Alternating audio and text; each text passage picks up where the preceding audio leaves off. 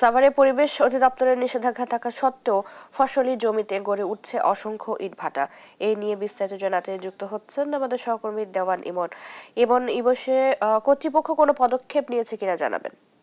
চৈতি, আপনাকে ধন্যবাদ। আমি এখন রয়েছি সাভারের কান্দি ভাকুরতা এলাকায় এবং আমি যেই সমস্ত জমিতে দাঁড়িয়ে আছি এই পুরো এলাকাতে কিন্তু ফসলের আবাদ হয় এবং আপনি আমার পেছনের চিত্রটা যদি একটু দেখায় যে এই ফসলের জমির যে উপরে যেই মাটিগুলো রয়েছে টপ সোয়েল যাকে বলে, সেই টপ সোয়েলগুলো কিন্তু কেটে চলে যাচ্ছে পার্শ্ববর্তী যে সমস্ত ইট ভাটা রয়েছে সেগুলোতে।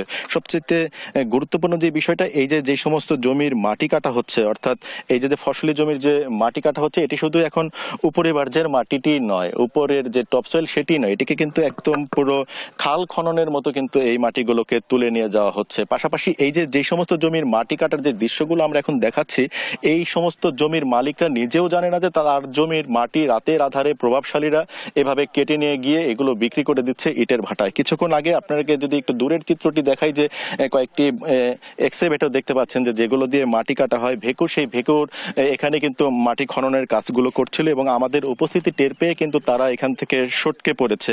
এবং স্থানীয় যারা রয়েছেন তাদের সাথে আমরা কথা বলেছিলাম, তারা যেটি বলছে যে দীর্ঘদিন ধরে কিন্তু তারা এই সমস্যাটার সম্মুখীন আছে, যে এই সমস্ত এলাকায় বিশেষ করে এই যে বিলামালিয়া মৌজা, যেটি মধুমতির পেছনের অংশে, এই বিলামালিয়া মৌজার যারা জমি ক্রয় দাতা রয়েছেন, যারা জমির মালিক রয়েছেন, তারা বেশিরভাগই দেখা যাচ্ছে শহরে থাকেন। এই জমিতে বছরে দু একবার তারা আসেন এবং এসে এই যে তারা যে তাদের যে অনুপস্থিতির মধ্যেই কিন্তু যারা মালিক রয়েছেন, যারা এখানকার প্রভাবশালী রয়েছেন এবং অসাধু মাটি ব্যবসায়ী রয়েছেন, তারা কিন্তু মাটিগুলো কেটে নিয়ে যাচ্ছে। আজকে এখানে দুইজন ব্যক্তি আছেন যারা এখানকার জমি চাষ করেন বা জমির মালিক, তাদের সাথে আমরা একটু কথা বলবো যে এটি তারা বিক্রি করছেন না কিভাবে, এই মাটিগুলো একটু আপনার কাছে জানতে চাই যে এটি কারা করছেন, কিভাবে করছেন। এটা এলাকার বড় বড় প্রভাবশালীরা তারা করতেছে। এই যে আমার জমি সব বাঙ্গাল হয়ে পড়ছে। আমি গত 32 বছর ধরে এই জমি দেখাশোনা করি আমরা, কিন্তু 32 বছর ধরে ঢাকার মালিকরা বলতে পারবো না তাদের জমি একটা চুল পরিমাণ ক্ষতি করছি আমরা, কিন্তু এই মাটি কাটতে জমি বাঙ্গাল হয়ে পড়ছে।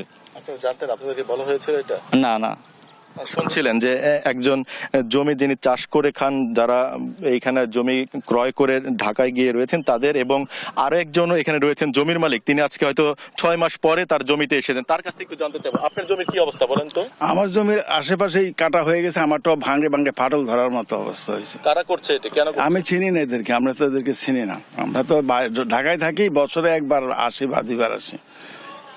এই যেমনটি শুনছিলেন যে এই যে যারা জমির মালিক রয়েছে প্রকৃত অর্থে তারা কিন্তু নিজেরাও জানে না যে তাদের জমির মাটিগুলো কিন্তু রাতের আধারে এভাবে কেটে নিয়ে যাওয়া হচ্ছে, এবং এই যে পার্শ্ববর্তী যে সমস্ত ফসলের জমিগুলো আছে সেগুলো কিন্তু এই যে যেহেতু গহীন করে এই মাটিগুলো কাটা হচ্ছে, সে কারণে কিন্তু পার্শ্ববর্তী যে সমস্ত ফসলি জমি সেগুলো কিন্তু এই সমস্ত মাটি কাটার ফলে কিন্তু সেগুলো ভেঙে পড়ছে। তবে আমরা কিন্তু এই সমস্ত মাটি কাটার বিরুদ্ধে বা এই যে যারা প্রভাবশালী রয়েছে, যারা এই অসাধু মাটি ব্যবসায়ী রয়েছেন, তাদের বিরুদ্ধে কিন্তু এখনো পর্যন্ত সাভার উপজেলা প্রশাসন বলি, অন্যান্য যে সমস্ত পরিবেশ দপ্তরের যে সমস্ত কর্মকর্তারা আছেন, তাদেরকে কিন্তু আমরা এখন পর্যন্ত কোনো ব্যবস্থা গ্রহণ করতে দেখিনি। চৈতি।